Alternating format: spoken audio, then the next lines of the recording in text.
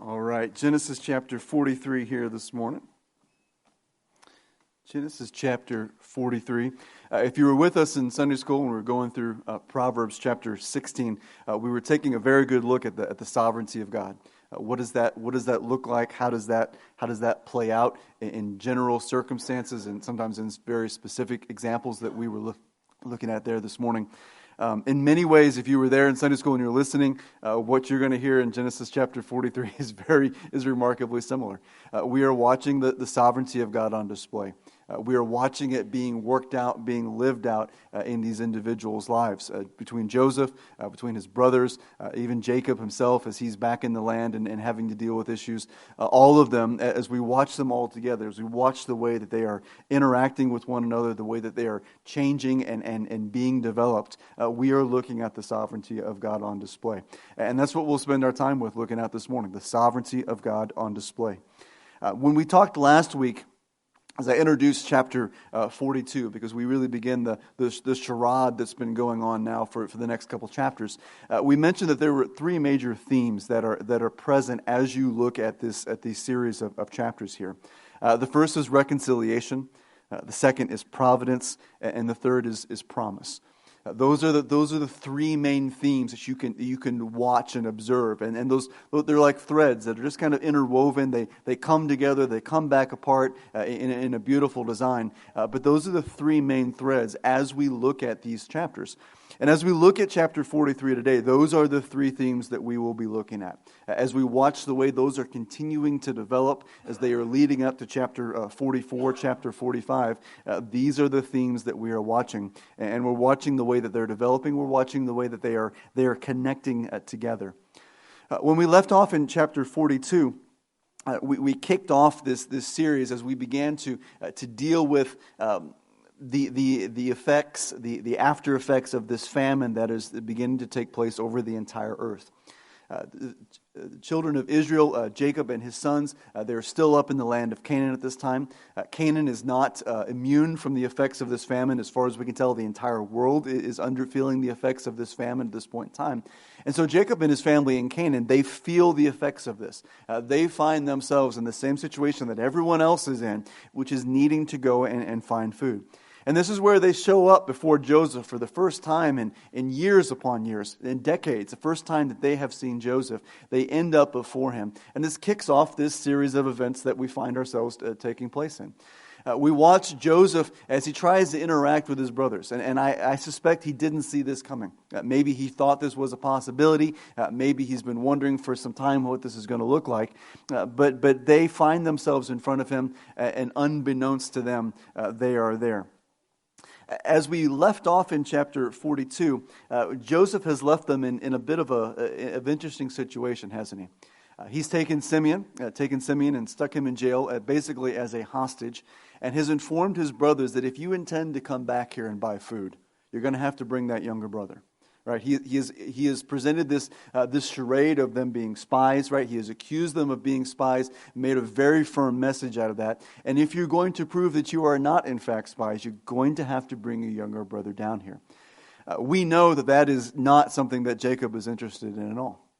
Right? Jacob loves those two boys that Rachel bore to him and doesn't want to see Benjamin come down at all. And so when we come into chapter 43, we find ourselves really in a very strong tension. We need for this family to eat, and they're not going to be getting any food out of the land of Canaan. And we've got to get Benjamin down to the land of Egypt, right? For those are the two things that must exist, right? And there's going to be a tension that exists as we watch the way those work out. Before we start looking at chapter 43, let's start with the word of prayer, and then we'll dive into what the text has to say for us today. Father, we thank you again for Scripture, and we thank you for being able to see your hand. We thank you for being able to see your purposes, and we thank you for being able to see your actions and what you're doing there. Father, the life of Joseph, the life of his brothers, the life of Jacob gives us a lot of opportunities to see what your sovereignty looks like, to see the way that it operates, to see the plans that you have in place, to see your promises being not only made, but being fulfilled to those individuals. And Father, you do it in ways that are beautiful. You do it in ways that bring about good. You do it in ways that bring about your glory and your honor. You do it in ways that are providing for these individuals that you have made promises to. And Father, as we look at that, those are instructive for us. We should be learning from that. You are doing much the same in our lives. Maybe not with the same kind of specifics as these children of covenant that are present here. But Father, your actions, your providence, your sovereignty, your mercy, your grace are on display in our lives as well. And we would do well to slow down and take a look at it. We would do well to reflect on what it is that you are doing and to give you the praise and the glory. And so I pray this morning that Joseph's life, the situation that these brothers find themselves in here, Father, causes us to pause and reflect, to think about you, to think about what you are doing for us, and to praise you appropriately. So give us grace for this morning, Father, to see this and to see it in our own lives as well. Help me to think clearly and to speak clearly, Father, and I pray that we are edified here this morning as we look at this. In Jesus' name I pray. Amen. So Genesis chapter 43, let me start reading in verse 1. I'm going to read down to verse 15. We're going to be looking here at reconciliation, right? So we have these three themes. So let me start off here by looking at reconciliation. So Genesis chapter 43, verse 1. Now the famine was severe in the land. So it came about when they had finished eating the grain which they had brought from Egypt, their father said to them, "Go back, buy us a little food." Judah spoke to him, however, saying, "The man solemnly warned us, 'You shall not see my face unless your brother is with you. If you send our brother with us, we will go down and buy you food. But if you do not send him, we will not go down. For the man said to us, 'You will not see my face unless your brother is with you.' Then Israel said, 'Why did you treat me so badly by telling the man whether you still had another brother?' But they said, 'The man questioned particularly about us and our relatives, saying, "Is your father still alive? Have you another brother?" So we answered his questions. Could we possibly know that he would say, "Bring your brother down"?' Judah said to his father Israel, 'Send the land with me, that we may arise and go, that we may live and not die, we as well as you and our little ones. I myself will be surety for him. If you may hold me responsible for him. If I do not bring him back to you and set him before you, then let me bear the blame before you forever. For if we had not delayed, surely by now we could have been returned twice.' Then their father Israel said to them, 'If it must be so, then do this. Take some of the best products of the land in your bags and carry them down to the man as a present. A little balm and a little honey, aromatic gum and myrrh, pistachio nuts and almonds. Take double the money in your hand, and take back in your hand the money that was returned in the mouth of your sacks. Perhaps it was a mistake. Take your brother also, and arise, return to the man. And may God Almighty grant you compassion in the sight of the man, that he will release to you your other brother and Benjamin. And as for me, if I am bereaved of my children, I am bereaved.' So the men took the present, and they took double the money in their hands and Benjamin, and they arose and went down to Egypt and stood before Joseph." As we left off in chapter 42, the brothers were warned very clearly by Joseph, "You're not going to come back to the land of Egypt to buy grain unless you bring your brother Benjamin with you." They know this. They relayed this to their father to a certain degree back in the end of chapter 42, but not as strongly as they will here in chapter 43. And again, we don't know whether that's the author simply adding a little variety in there. We don't know whether that's the brothers trying to soften the message the first time. After all, they did come back with all their money in their bags. These boys are interesting boys, so we don't know exactly what's going on here. Chapter 43, Judah will lay down very clearly what Joseph had said and very clearly how dangerous the situation is and how important it is that Benjamin goes down with them. When we look in verse 1 of chapter 43, we start to see the danger again that Jacob and his sons are in. Verse 1, we are told the famine was severe in the land. Now, we know it was bad enough already that they had to go down to Egypt in chapter 42. But the fact that they're calling out that the famine is severe in the land indicates that things have gotten progressively worse, right? However bad things were in chapter 42, by the time we get to chapter 43, they are in fact worse than they were in chapter 42. It's hard to know exactly how much time we are talking about that is taking place in between all of these chapters. From what we can tell in chapter 45, though, from Joseph's discussion there to his brothers, there were 5 more years left of the famine. Since there were supposed to be 7 years of famine total, everything from chapter 42 to chapter 45 takes roughly 2 years. Okay, so there is some period of time, but it's hard to know exactly how much time is spent traveling back and forth. How long did it take for them to chew through whatever grain it is that they had gotten down in Egypt, and how far are they gone? Right, it seems as if at this point they've made it fairly well through their stocks, and there's not much left. Right, and this is what's prompting Jacob to look at his sons and say, "Go down and get us some food." Jacob is kind of amusing to me in verse 2, where at the end of verse 2, when he looks at his sons and he says, "Go back and buy us a little food." Right, it's amusing. It's as if he says, just go down to the local grocery store and just get me something real quick. It looks as if it's a seemingly insignificant task, which is funny because when you saw him in chapter 42, behold, why are you staring at each other? Right, he seems to be an interesting individual to have a conversation with. This is the way that he is looking at things and phrasing things here. Right, so he tells his sons, you need to go down and get some food. Right, we've just about eaten up everything that we have. We are down to the last little bit. You need to go get us some food. Judah, however, in verse 3 reminds him, you understand what this means, right? We talked about this a while back. We talked about this when we came back from Egypt the first time. We have to bring Benjamin back down to Egypt. That is the only way this is going to take place. Judah seems at this point to kind of be the one that takes the lead. You'll notice here that it's not Reuben that's doing any of the talking at all. Up until this point, Reuben is largely seen as the leader. Reuben is the eldest son. Reuben is the one that's trying to offer whatever he can down in verse 37 of chapter 42. Right? Reuben is the one that you would expect to be in this position, but instead it's Judah that's taking the lead on this. In the natural order of things, it should be Reuben and Simeon and Levi and then Judah. Judah is surprising that he is the one in this situation. But Reuben, due to his own ineptitude, right? You look at that response that he gives in the end of chapter 42, right? Kill my grandsons, right? If we can't bring Benjamin back, that's utterly unhelpful, right? You're gonna get that guy off the scene about as quick as you possibly can, right? So Jacob is probably writing him off. Simeon is down in Egypt, so he's of absolutely no help at all. And Simeon and Levi together are quite a cruel team. Jacob will call them out for that later on when he blesses his sons. And so I suspect that Simeon and Levi don't have a lot of currency either when it comes to their father. And so this seems to leave us with Judah. Judah becomes the leader. Judah is the one that begins to gain preeminence in this family. And that's kind of surprising, isn't it? Because we've seen enough out of Judah that Judah is not exactly a stellar individual. Right? We saw what happened with Judah and Tamar. We saw what happened when it came to selling Joseph. It was Judah that looked and said, we should sell him to these Ishmaelites. That was Judah that took that role. So Judah is an unusual person to be taking the lead here, but he does take the lead. And begins to lay out the facts for what they are. We're going to have to take Benjamin down if we're going to get any more food.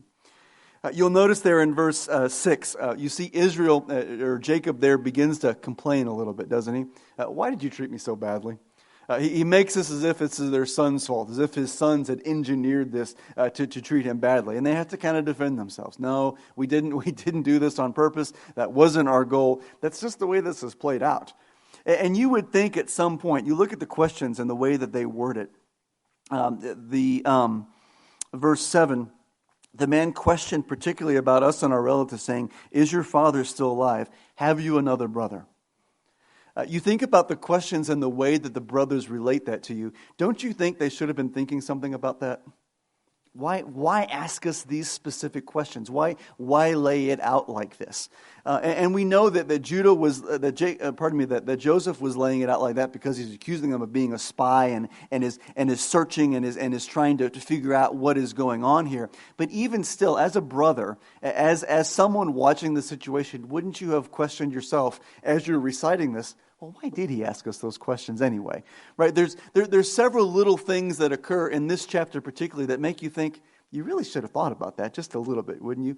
But I suspect you're in the middle of the situation, right? You're in the middle. It's hard to have that hindsight that takes a look and say, this is what's going on. But the brothers nonetheless are in here and probably should have asked some of these things. Judah again takes the lead in verse 8. So Judah has laid it out very clearly that we're going to have to take Benjamin down here. That's the only way this is going to work. And in verse 8 here, Judah makes what is probably the biggest leadership move that he could possibly make at this point in time, besides prompting Jacob on terms of what needs to be done. In verse 8, send the lad with me, and we will arise and go, that we may live and not die, as well as you and our little ones. I myself will be surety for him. You may hold me responsible for him. If I do not bring him back to you and set him before you, then let me bear the blame before you forever. Judah promises to become surety for Benjamin's life. Now, I don't know exactly what Judah thinks that's going to look like. All right, because there's only so many things that you could possibly control out of that. There's any number of things that could happen to someone on a trip like this. Right? These are not safe times. There could be bandits that are along the way. There could be a disease or a pestilence that takes place along the way. There could be another wild animal, right? Like we saw with quote unquote with Joseph.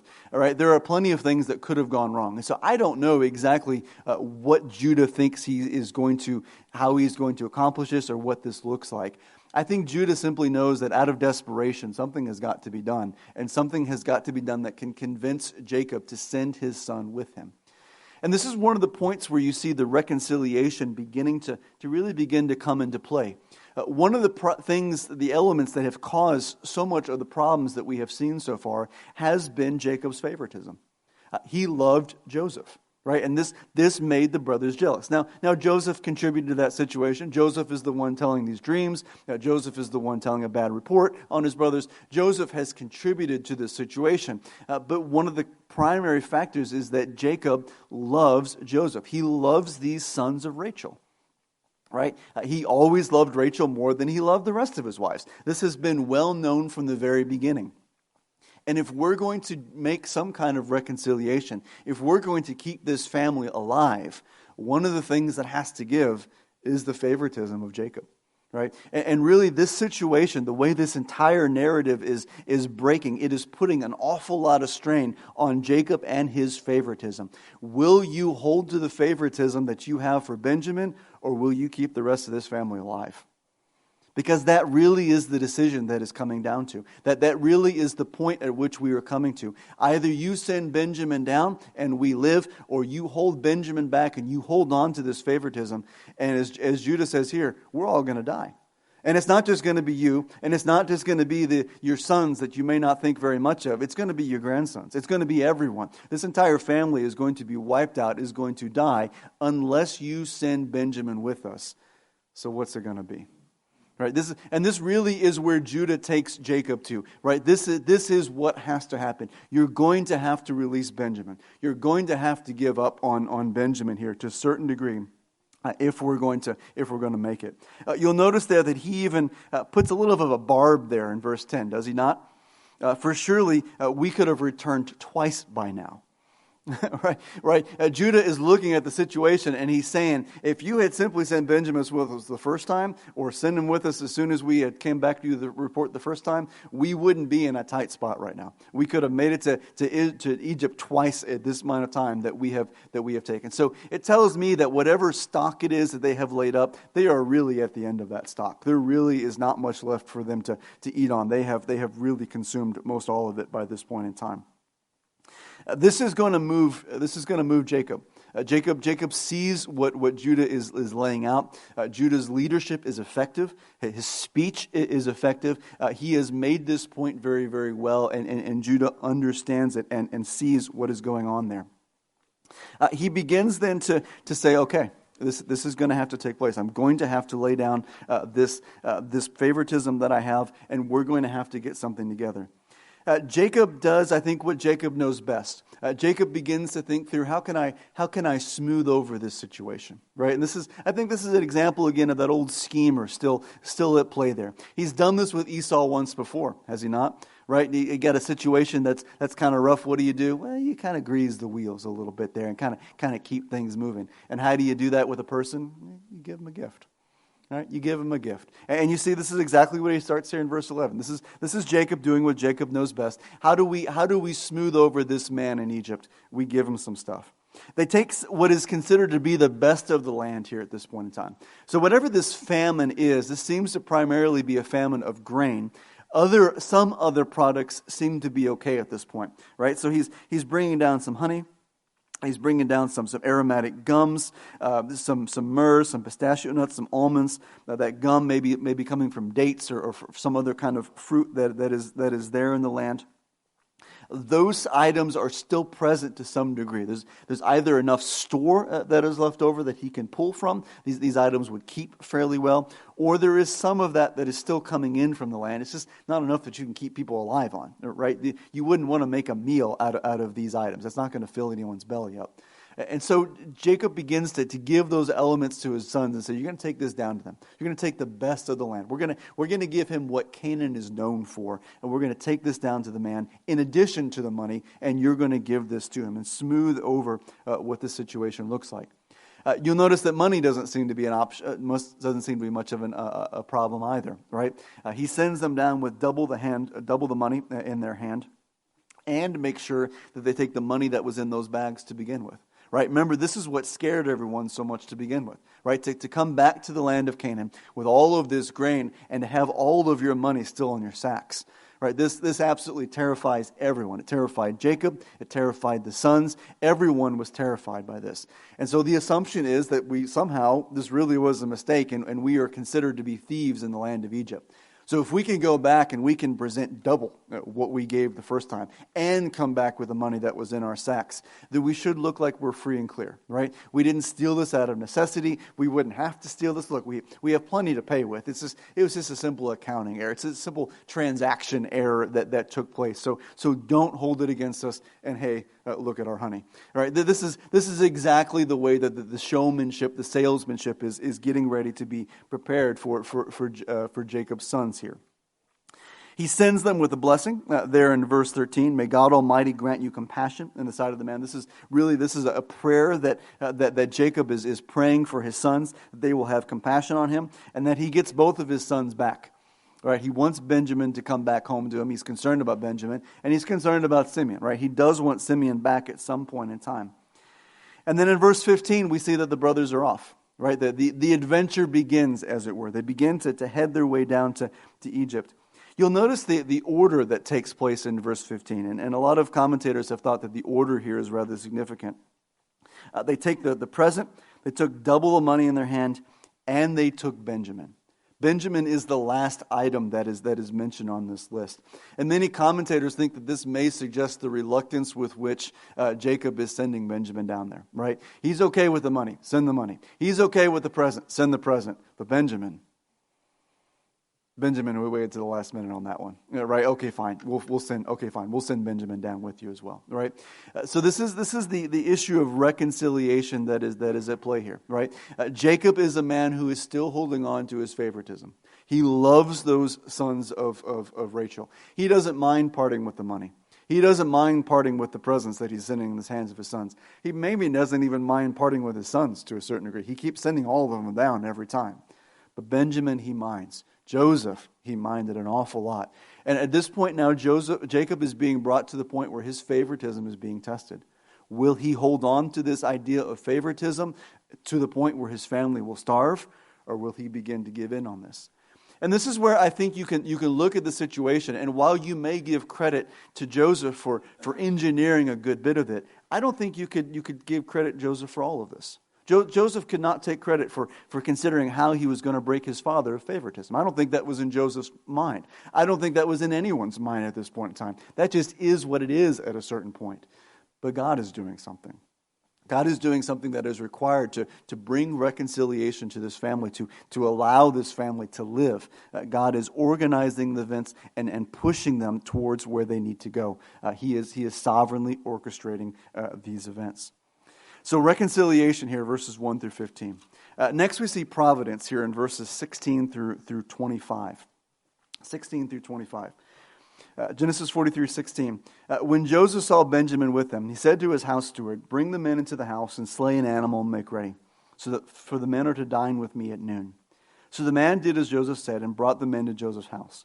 Now the men were afraid because they were brought to Joseph's house, and they said, "It is because of the money that was returned in our sacks the first time that we are being brought in, that he may seek occasion against us and fall upon us and take us for slaves with our donkeys."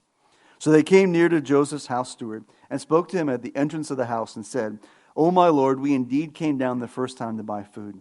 And it came about that when we came to the lodging place that we opened our sacks. Behold, each man's money was in the mouth of his sack, our money in full. So we have brought it back in our hand. We have also brought down other money in our hand to buy food. We do not know who put our money in our sacks." He said, "Be at ease. Do not be afraid. Your God and the God of your father has given you treasure in your sacks. I had your money." Then he brought Simeon out to them. Then the men brought the men into Joseph's house and gave them water. And they washed their feet and gave their donkeys fodder. So they prepared their present for Joseph's coming at noon, for they had heard that they were to eat a meal there. Providence begins to come into focus again. We've already seen providence a little bit as we talked about reconciliation. There's a strong degree of providence that is taking place all throughout this chapter, right? Because one of the chief concerns is this family going to live or is this family not going to live, right? Is this family going to have enough grain to eat, or are they going to starve to death there in the land of Canaan? And we see that the hand of God is providentially moving them in that direction to make sure that they have what they need. As the brothers come back into Egypt, you have to imagine that they are coming in with a certain sense of dread, right? They left with the perception they were probably conceived of as criminals, right? They left with money in their bags that should have been left in the treasuries of Egypt, and instead they find it in the mouth of all of their sacks. And this concerns them greatly.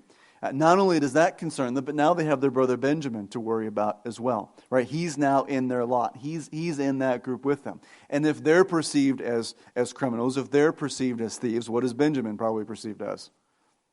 He's probably perceived of as a thief, right? So if they're not conceived of as spies, they are conceived of as thieves. So they have problems in either which way that they go. So as they enter the land of Egypt again, as they prepare to stand before Joseph again, they are doubtless nervous about everything that is getting ready to take place. When they come in to see Joseph is again, verse 16, Joseph apparently is the one that is doing all of the business here, right? Joseph is the one that is handling all of these interactions, all of these transactions. When he sees Benjamin in verse 16 with these men, he knows exactly who it is. Right? He has no questions, he has no doubts. He knows as soon as he sees this individual after 20 years, that's my brother Benjamin, right? There's no hesitation. There's not even a recorded introduction that takes place, right? He just sees it and says, "I know who that is. That's exactly who I expect to see," right? And Joseph then again begins to kick things into gear here. He commands his steward in verse 16 to make a meal at his house and to have these brothers come with him as well. And this terrifies them even more. This really is hospitality. That really is what is going on here. And this is again is where you look at the silver linings behind all of the events that are taking place, and you start to question, what is it that Joseph is up to? What is he doing? Everything about it really is very, very gracious. He has already given them free food, and what is he going to give them here? He's going to give them a huge meal. I mean, this is absolutely fantastic what he is getting ready to do for them. But can they perceive it that way? And they can't. And I think this is probably where you say a guilty conscience is probably at play a little bit here, right? When they look at this situation, they cannot perceive of it as being kind at all. They cannot see any grace in it at all. All they can worry about here end of verse 18 is that he will seek an occasion against us to fall upon us and take us for slaves with our donkeys. That's all they can be concerned about. They're going to take our donkeys. And they're going to take us as slaves, right? This is all they can seemingly think about. This must be what is getting ready to take place. This is a trap in some fashion whatsoever. When from Joseph's perspective, I don't think you could see it that way at all. Joseph knows who they are. Joseph knows what is going on, and Joseph knows that he wants to throw a feast for these individuals, but they are unable to see it. I think it is significant that the thing that they fear the most is slavery. Because what is it that they've done to Joseph? They've put him into slavery, right? To me, there is an awful lot of sign of their own conscience that is taking place here at this time. As soon as the events in chapter 42 broke out, what did they tie it to? They tied it to what they did with Joseph. Right? There is something about that event that has scarred them, and rightfully so. There is something about that event that has scarred them and made them so nervous about this one particular fate that could befall them. And it seems to all go back to Joseph and what they have done for him. And so, again, you can see, I think, the hand of God moving them in this direction. Right? They are keyed in this direction. They are thinking in this direction. They are moving in this direction, even with events that are seemingly innocent, even with events that don't seem related at all. They are moving in this one particular direction. As they get ready to go into the house there in verse 19, they try to make sure that they are as safe as they possibly could be safe. Before they enter the house, they talked to the steward and said, by the way, this is the money that we had from last time. And they rehearsed their little story all over again, right? We found our money in our sacks, and we don't know how it got there, and so here we have our money. Right? They've got this nice little story all rehearsed there. And seemingly their attempt is to make sure that they get this in the clear before they go into the house, right? Because they're concerned about what's going to happen in the house. Couldn't Joseph have arrested them as soon as they entered before him? He really could have. Joseph could have had them arrested as soon as they crossed the border. I mean, Joseph has all of this power at his disposal. These brothers are paranoid. They are absolutely paranoid at this point in time. And they're doing everything that they possibly can to make sure that they feel as safe as they possibly can. This is cleared up before we go into the house, because the house is the dangerous spot right here, right? So they're trying to make sure that is cleared up. When you look at the answer that the steward gives to them, in verse 23, I think it's clear that the steward is probably giving an answer that Joseph has fed to him. Right? He tells them in verse 23, be at ease, do not be afraid. Your God and the God of your father has given you treasure in your sacks. I had your money. I don't think that the steward is probably to be assumed to be a believer at this point in time. I don't think there's any reason why you would suspect that. But Joseph is, isn't he? Joseph understands what is going on here. Joseph is attuned to the situation. And the statements that he makes, the twofold statement that he makes, are both true in both respects, right? God and the God of your father has given you treasure in your sacks. Hasn't God's providential hand arranged all this to take place? He has. Joseph is simply the agent. Right? Now, we may sit and question exactly why it is that Joseph is doing everything that he's doing, but Joseph ultimately is simply the agent by which God is acting. The money that is in their sacks represents free food that they have received. And who has done that for them? God has done that for them. This is the providence of God on display. They can't see it because they're so consumed with guilt. They can't see it because they're so paranoid about the way that everything has taken place. But it has been the good hand of God that has given them this to them, right? Joseph is merely the agent. And did Joseph have their money? He did have their money. He gave it right back to them, but he did have their money, right? This is both of these statements are true here. I'm confident that Joseph would have fed these statements to the steward, right? Joseph and the steward are working hand in hand. We'll see this very clearly in chapter 43. You see it again in chapter 44. The steward is essentially the right hand of Joseph. If Joseph has a task that he needs for them that is sensitive, that needs to be completed, the steward is the one that goes and takes care of it. I'm convinced that it was the steward in chapter 42 who actually put the money back in the sacks, because the steward seems to be the man that gets that done. And so the steward, as soon as these brothers come to the gates of the house, they're paranoid, they're worried, they rehearse their little story that they've been working on the entire journey from Canaan all the way down here. He says, it's okay. It's all right. Calm down. There's nothing to be concerned about here, right? Everything is perfectly fine. I'm okay. You're okay. Come on in and have a meal, right? This is what you've been called here for. And so they do. They receive good hospitality. Look in verse 24, right? They are received with all the hospitality that you would expect for that day, right? These are not men that are being received back as spies. These are not men that are being received back as thieves, right? These are men that are being received back as honored guests. They're getting to wash their feet. He's given them water to drink. He's given their animals food as well. Right? This is all the customary hospitality that you would expect of the day. That is what Joseph is giving to them as they come and enter this house. They are getting everything that they could possibly want and everything that they could possibly have here.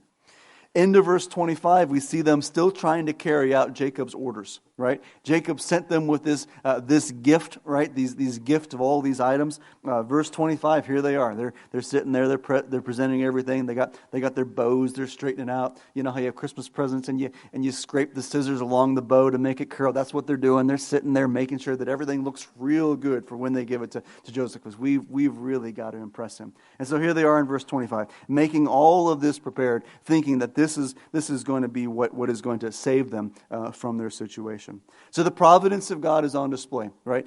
Joseph is giving them what they need. Joseph has given them what they need. Joseph has every intention of continuing to give them what they need, right? It is the providence of God on display. They are not getting thrown into jail.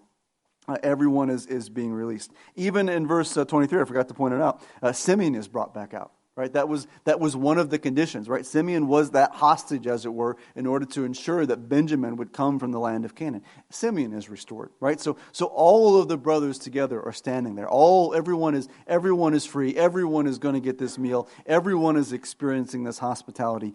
This genuinely should be a good experience for the brothers, even though they are paranoid from everything that has happened so far.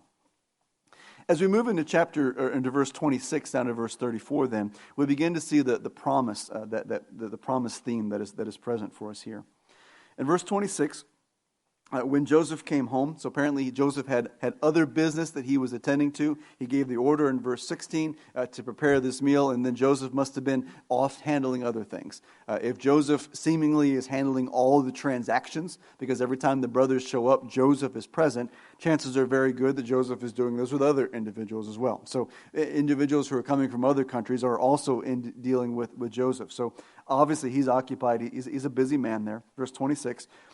When Joseph came home, they brought into the house to him the present which was in their hand, and they bowed to the ground before him. And then he asked them about their welfare and said, "Is your father well, of whom you spoke? Is he still alive?"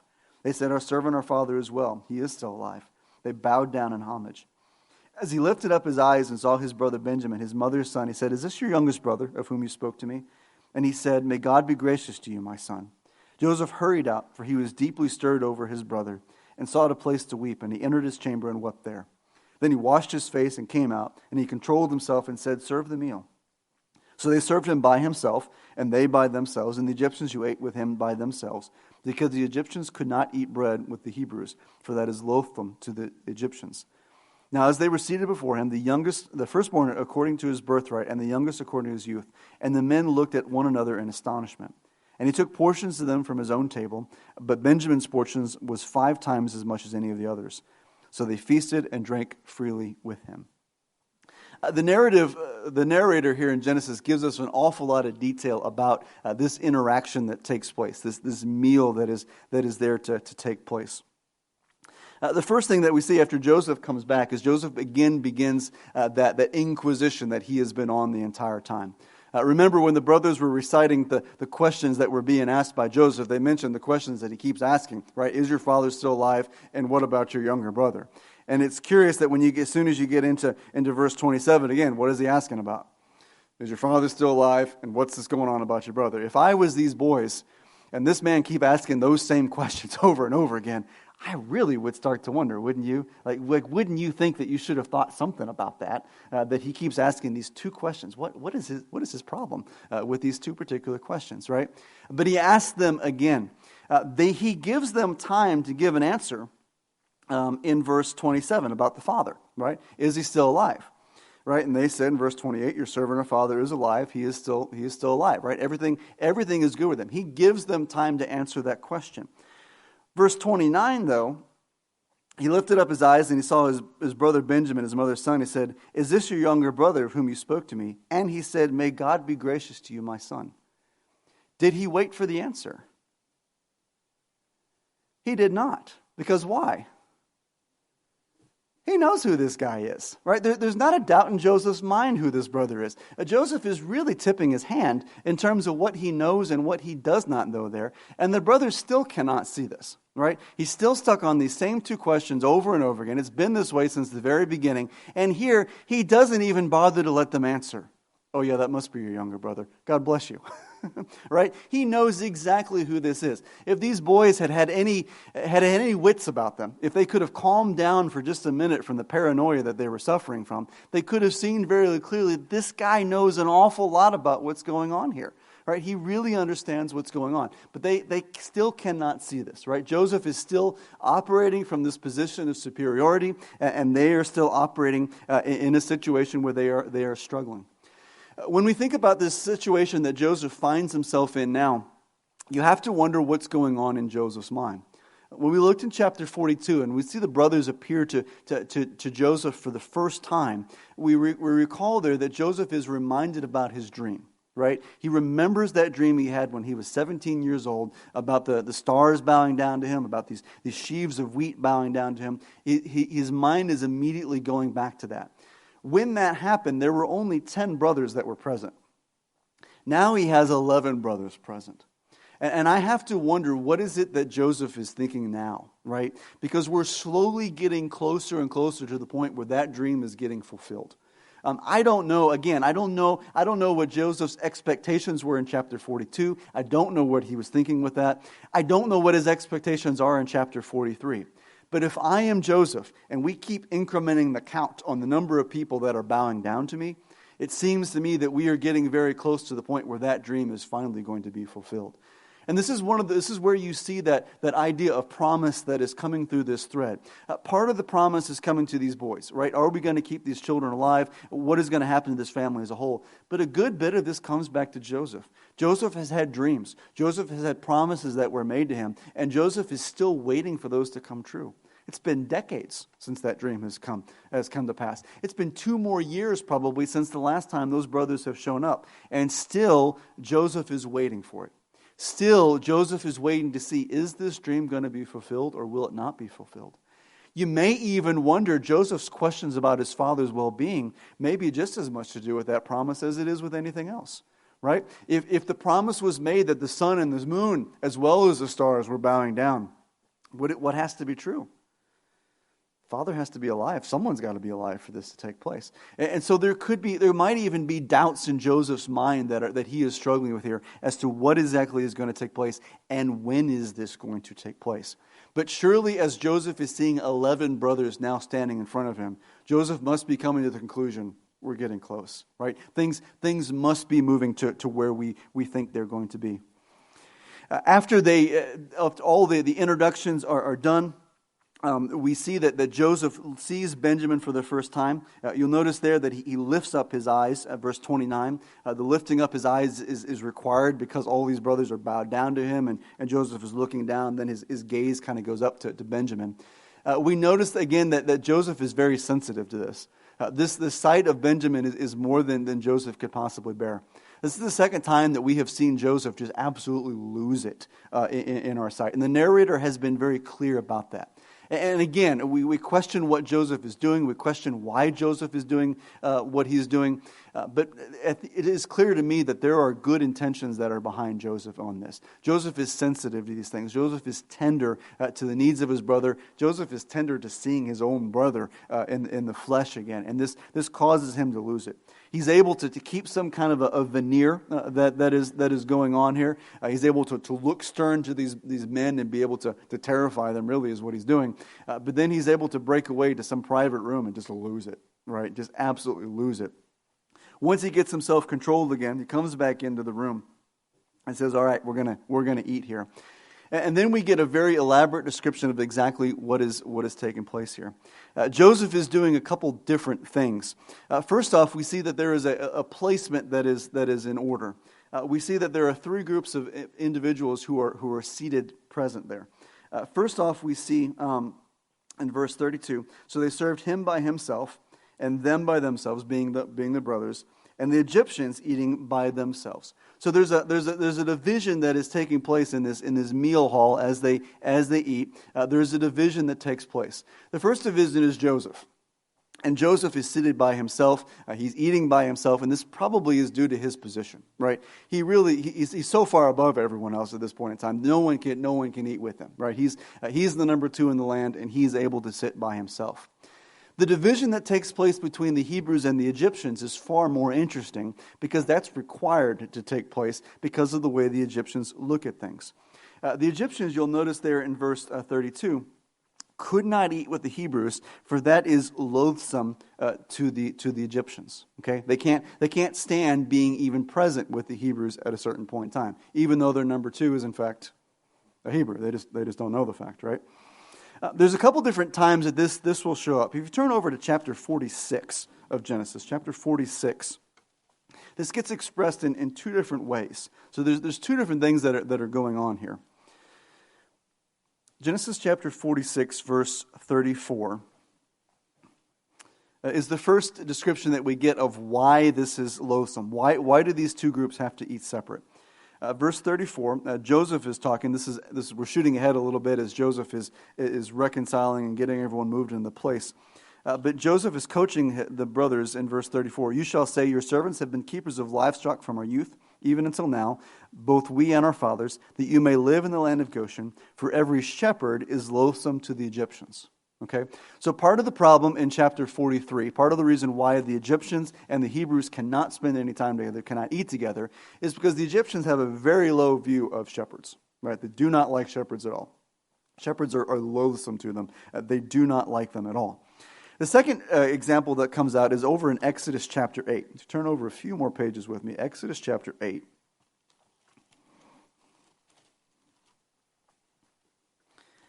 Exodus chapter 8. We're now into the 10 plagues of Egypt. This is Moses talking to Pharaoh. Exodus chapter 8 and verse 26.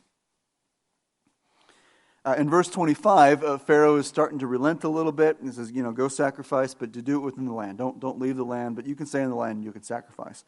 Moses protests in verse 26.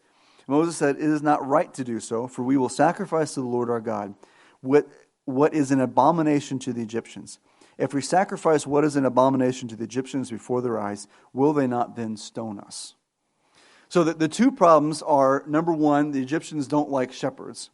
The second problem is the Egyptians don't seem to like animal sacrifices in some capacity, particularly either livestock or and the likelihood is the cattle. The cattle is probably what the Egyptians don't like. Egyptians worship cattle in a certain point. You remember the bull that they construct as they're coming out of the land of Egypt. That's the Apis bull cult that they are partaking in. Bulls were worshipped. Animals were like that were worshipped, and the Egyptians find that kind of practice abominable.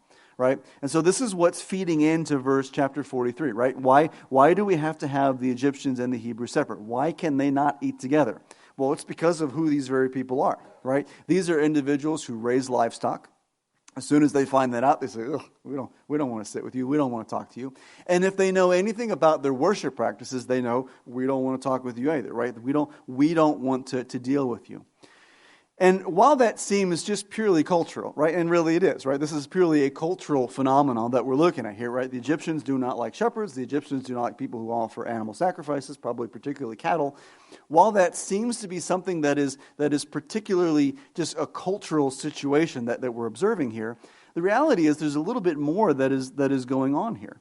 Right? There's a promise that is at stake, and you're starting to see a reason why this promise might have been made. If you go back to Genesis chapter 15 with me, Genesis chapter 15, there was a promise that was made, and we've seen no movement on it whatsoever. But in chapter 43, we start to get the first glimpse of what is actually taking place there. Genesis chapter 15, this was God talking to Abraham, making his covenant with Abraham. And in verse 13, after the deep sleep falls upon Abraham, the terror and the great darkness of verse 12, in chapter 15, verse 13, God said to Abram, "Know for certain that your descendants will be strangers in a land that is not theirs, where they will be enslaved and oppressed 400 years. But I will also judge the nation whom they will serve, and afterward they will come out with many possessions." It was promised to Abraham that his descendants would go into a land and live there for 400 years. God doesn't say what land that is. God doesn't need to say it. And what does Abraham care? Abraham doesn't know anything that's going on in 400 years from now, right? There is a breakdown in what is taking place here. But as we start to lay the groundwork in chapter 43, and as we continue moving through Genesis, it becomes very clear the land that God is talking about here in Genesis 15 is Egypt. Right? This is what ultimately results in what we see in Exodus as we watch the children of Israel leaving the land of Egypt after 400 years. God delivering them out, God breaking the Egyptians as He sends them on their way, and them plundering the Egyptians as they leave that land. But up until this point, we have no idea where that is going to be. And we may wonder to ourselves at some point, why would God take the children of Israel and drop them down in Egypt anyway? Why not send them to Babylon? Why not send them up to the land where Assyria will be? Why not send them anywhere else? And I think when you look at Genesis chapter 43 and you see this stark cultural division that must take place between the Egyptians and the Hebrews, I think you start to see the reason why God wants to do that. This is probably the safest place that God could drop them off. This is the place where the Egyptians and the Hebrews, where they are least likely to mingle because they can't, because they detest each other. Think back to what we've seen already with Judah. Who does Judah begin consorting with almost immediately? Canaanites, people of the land. Who is Judah marrying? He's marrying Canaanite women, right? Two of them. Eventually, Tamar is kind of a bright spot in that whole situation. But on the whole, this is a very dangerous situation. Judah has shown how easy it is for the children of Israel, the Hebrews, to integrate in with the people of Canaan. If God had let them stay in Canaan for 400 years, would they look like they look in the land of when you get to the book of Exodus? And I think the answer is no. There's no way that they could. But if you send them down to a people that detest them, who will not mingle with them, right? Who don't want anything to do with them because they are loathsome, because they are shepherds, and because of what they sacrifice, what can the children of Israel do while they're down there? They can continue to grow. They can do what they need to do. They can prosper. They can thrive. And they are unaffected by anyone around them because they don't want to touch them. They're essentially cocooned down there in the land of Egypt, which is essentially what Joseph is arguing for there when we looked in chapter 46, right? Getting them into a spot where they can just grow and just live there, and they can be left alone because no one wants to deal with them. No one wants to touch them. It's a perfect spot for them. What you see in chapter 43 is not only God's promise to Joseph that is slowly being revealed, right? We've gone from 10 brothers bowing before him to 11 brothers. But we're also beginning to watch God beginning to work out what He promised to Abraham back in Genesis chapter 15. I'm sending your descendants, your seed down to a land where they're going to live for 400 years. And it's not just that they're going to live and scrape by for 400 years. They're actually going to do well for 400 years because I'm sending to them a spot that is perfect for them. I'm sending them to a spot where they don't have to worry about intermingling with the people of the land, where they will lose who they are, where they will be absorbed and their identity will be lost. I'm sending them to a place where they can grow, where they can thrive, where they will be left alone to grow for 400 years. That is what God is doing, and He's beginning to work that out in Joseph's life. He's beginning to work out that promise that was made in Genesis chapter 15, right? It's slow. It's hard to watch there, but it becomes more and more obvious that this is the purpose that God is part of the purpose that God is raising up Joseph for throughout the course of the rest of this book, not only to keep the brothers alive, but to allow the children of Israel to thrive and to become what they need to become by the time you get them to the book of Exodus. So there is promises that are taking place here. God has not forgotten the promise that He has made to Joseph, and He has not forgotten the promise that He is making to Abraham. Both of them will be taken care of in good time. Going back to the meal here, right? So we have the three groups of individuals. Everyone is split apart. Verse 33, we see that Joseph again tips his hand on what is going on and what he knows. You look in verse 33, and the Hebrews who are sitting apart by themselves, all these brothers are ordered in a very particular manner, right? They are ordered from youngest to oldest. Now again, how does this man know this? Right? How is he able to just look at the lineup and say, oh, oldest to youngest? Now, some people are very good at guessing ages, but this goes a little bit, this is a little bit incredulous, isn't it? It's hard to imagine. Remember, a lot of these brothers, they're all being born in a very, very short period of time with 4 different women that are involved, right? It's not, you're gonna lack some of the very clear 2 and 3 year rule that you may observe sometimes, right? This is a difficult situation for anyone to arrange, unless you know these brothers intimately. And Joseph does know these brothers intimately. He arranges them all, and they sit there in verse 33 in astonishment. In astonishment. How could this happen? How could this be taking place? On top of that, verse 34, Benjamin's portions are 5 times greater than everyone else. Again, what is it with this guy and the youngest brother? I mean, seriously, all he asked about is our father and our youngest brother, and when our youngest brother shows up, he showers him with gifts. 5 times more than anyone else. Should you not be thinking something about that? You really ought to, right? So Joseph really is tipping their hand. Into verse 34, they feasted and drank freely with him. This is a time of great rejoicing for these brothers. Now, I don't know how much they were able to enjoy themselves fully, but based on the description, they went pretty far, right? This is describing individuals who have eaten as much as they possibly could. They have drinking as much as they possibly could. This is a big night that they are having here, and Joseph has provided this for his brothers as a sign of who he is, right? As a sign of what he is capable and the resources that he has available to him. This will lead up into chapter 44, and we'll look at this next week. But all of this lays all this begins to lay the groundwork for chapter 44. Right? The brothers are coming off of a night that is pretty wild. They're coming off of a night that is pretty satisfying by all due respects. Puts them at a position of ease, which I think will make chapter 44 all the more shocking as they find themselves shocked again by finding themselves in the same spot they found themselves earlier. But all of this is simply seeing the hand of God. You cannot give Joseph credit for all of this. Joseph is doing some clever work. Joseph is doing some interesting work as he tips his hand in some way, as he provides for his brothers. But you cannot move their hearts the way that God is moving their hearts, right? Joseph is incapable of that. You see the hand of God that is at work. You see his hand being taken place with the restoration that is causing Jacob to come to a point where he has to tighten his grip on that favoritism a little bit. You see the hand of God that is on display in the providence that is working in the lives of these brothers and of Joseph himself. God is ordering these events. And you see the hand of God at work in the promise that is taking place. Right? God is keeping his promises that he made to Joseph, promises that he has made to Abraham. God is bringing those things to pass. What you see in chapter 43 is the sovereignty of God on display. He is moving individuals around as he sees fit. He is moving nations around as he sees fit. And you can't take credit for that from a human perspective. Joseph is nothing more than the agent. He's a clever agent. He's an active agent, but he's nothing more than an agent. What you see in 43 is the sovereign hand of God accomplishing his pleasures, accomplishing his purposes in the lives of these individuals. And for that, we give him thanks, right? Because we see the exact same in our own life. As we watch our own situations move around, as we watch people move in and out, as we watch events around us, we understand that what we are seeing is the sovereign hand of God, just as you see it here in chapter 43. Let's pray. Father, again, we thank you for what we see of you here in these chapters. Father, these are really quite remarkable events that are taking place. Father, we're looking at big national events that you are laying the groundwork for as we think about what will happen not only to Egypt, but will happen to Israel over the next 400 years, what will happen to the land of Canaan after 400 years. Father, you are moving big events in order to accomplish your will.